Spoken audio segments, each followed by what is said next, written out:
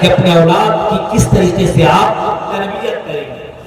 اولاد بہت بڑی نعمت ہے، لیکن اولاد کی اگر تربیت آپ نے صحیح سے نہیں کی، یہی نعمت آپ کے لیے جہنم میں جانے کا سبب بن جائے. یاد رکھیے اب جیسے بچہ پیدا ہوا نام اچھا رکھو. اگر نام اچھا رکھنا چاہیے، کوئی نام ایسا رکھے گا نا، کسی ہیروئن کا نام اچھا لگ گیا تو ہیروئن کا نام رکھے گا.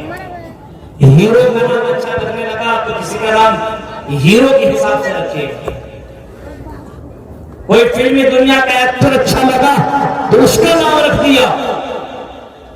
نام پیارا پیارا رکھا کرو، اچھا رکھا کرو، کیونکہ قیامت کے دن تمہیں تمہارے نام سے پکارا جائے گا، تمہارے نام سے.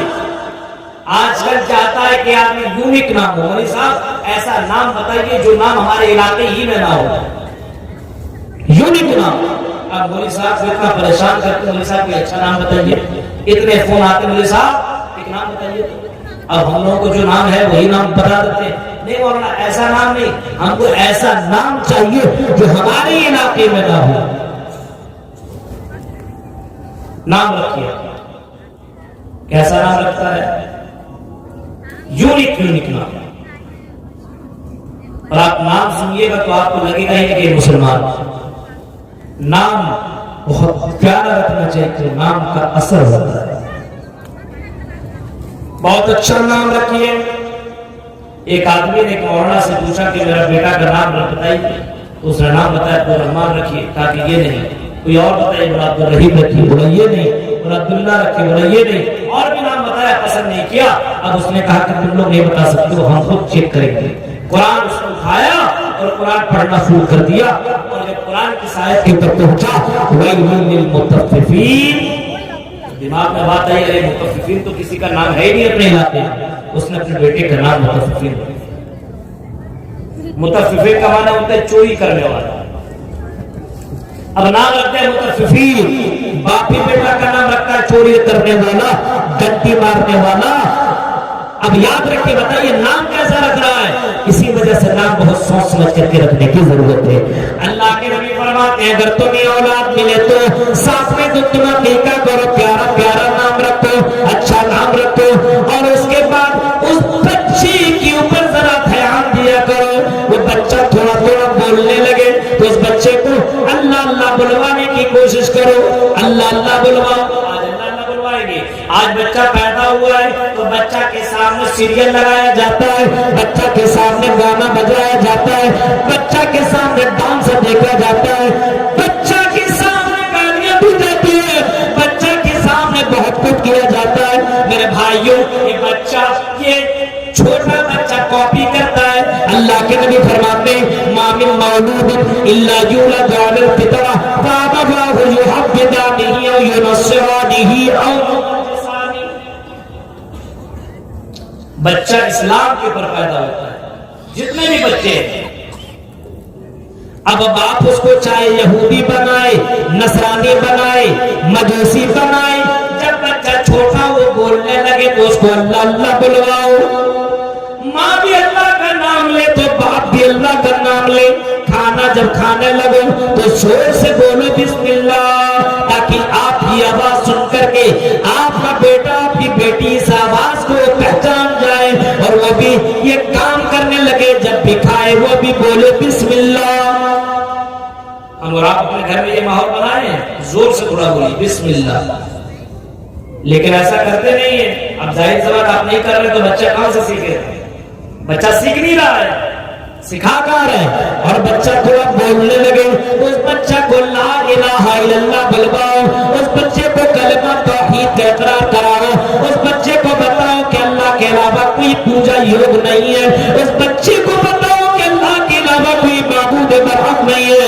اللہ کے علاوہ کوئی عبادت کے لائق نہیں ہے. سجدہ صرف اللہ کے لیے کیا جائے، رکوع صرف اللہ کے لیے کیا جائے. عزت و ذلت کے مالک اللہ ہے.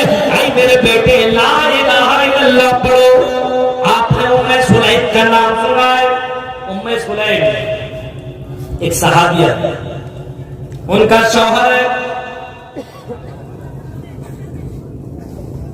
ان کا شوہر ام سلیم کا بیٹا ہے انس بن مالک، انس بیٹا ہے، اور مالک بن نضر اس کا شوہر ہے۔ اس کے شوہر کئی تجارت کے لیے گئے ہوئے تھے کہ محمد رسول اللہ جب مدینہ آئے، اور محمد رسول اللہ نے لوگوں کے درمیان کلمہ توحید رکھی اور لوگوں کے درمیان بتایا کہ اللہ کے علاوہ کوئی معبود برحق نہیں ہے، جن معبود کی تم عبادت کیا کرتے ہو یہ تمہارے معبود نہیں ہو سکتے، جن کو تم بناتے ہو اپنے ہاتھوں سے بناتے ہو، پیر بناتے ہو، ہاتھ بناتے ہو، جس کا مجسمہ بناتے ہو، جس کا اسٹیچو بناتے ہو، اور پھر اسی کے سامنے تم سجدہ کرتے ہو، یہ کتنی بیکار کی بات ہے، یہ عقل سے باہر کی بات ہے۔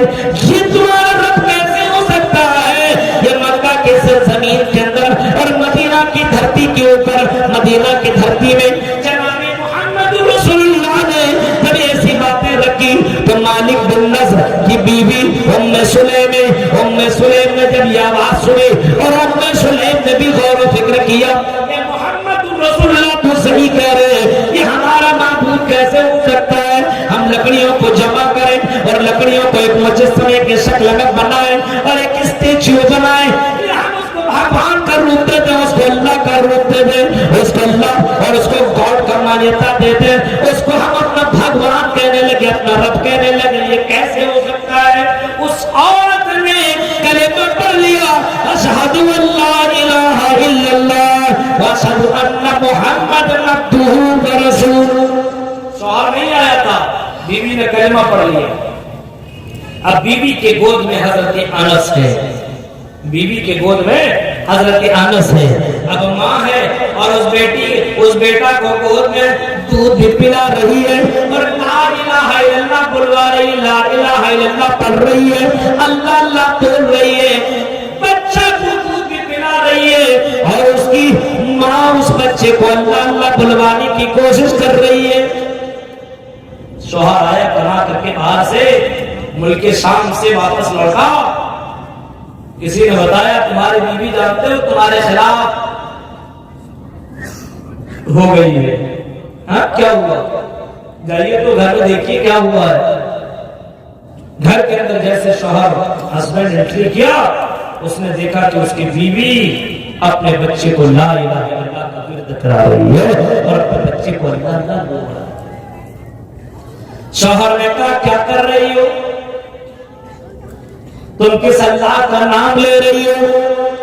کہا میرے شوہر اللہ ہی ہم سب کا مالک ہے، خالق ہے، اس اللہ کے سامنے، اس اللہ کے سامنے سجدہ کرو، اسی اللہ کا نام لینے کی کوشش کرو، اور تم بھی لا الہ الا اللہ پڑھ لو، میں بھی لا الہ الا اللہ پڑھ چکی ہوں، اور میں اپنے بچے کو لا الہ الا اللہ پڑھوانے کی کوشش کر رہی ہوں۔ شوہر غصے میں تھا، بول کے نکل گیا کہ جب تک تم اس کلمہ کا انکار نہیں کرو کہ میں تمہارے گھر نہیں آؤں گا، یہ بول کر کے نکل گیا اور باہر چلا گیا، اور اتنا دور چلا گیا کہ اس کے کسی دشمن نے اس کو قبول کر دیا، لیکن یہ عورت اپنے بچے کو لا الہ الا اللہ سکھا رہی ہے، اپنے بچے کو کلمہ لا الہ الا اللہ کا اقرار کروا رہی ہے۔ آج ہماری لڑکیوں کو دیکھو، ہماری لڑکیاں اپنے بچوں کے سامنے گانا گاتی ہے، ہماری لڑکیاں بچے کے سامنے گانا گا رہی ہے اور طرح طرح کی باتیں کر رہی ہے، سیریل دیکھ رہی ہے۔ اب ذرا بتاؤ اس بچے کے ذہن کے اندر کون سی باتیں نقش ہوں گی، کون سی باتیں اس کے ذہن کے اندر بیٹھے گی؟ بتاؤ میرے بھائیوں اور میری بہنوں، آپ کا کیا کردار ہونا چاہیے؟ آپ کی گود سے جو بچہ باہر آتا ہے وہ بچہ اللہ کا نام سننا چاہیے، وہ بچہ قرآن کی آیتیں سننا چاہیے۔ آج ہمارے گھر کے اندر قرآن پڑھنے کا ماحول نہیں ہے، آج ہمارے گھر کے اندر قرآن کی آیتیں نہیں بجائی جاتی ہے، آج ہمارے گھر کے اندر گانوں کی آواز آیا کرتی ہے۔ میرے بھائیوں، وہ بچہ کیسے اللہ کو جانے گا، وہ بچہ کیسے اسلام کو جانے گا، وہ بچہ کیسے جناب محمد رسول اللہ کو جانے گا؟ کبھی کبھی اس پہلو کے اوپر غور کرنے کی ضرورت ہے۔ کیسے جانے گا بچہ؟ خالی جلسہ میں چلے آئیے گا تو اسلام کے بارے میں جانکاری ہو جائے گی؟ نہیں ہوگا۔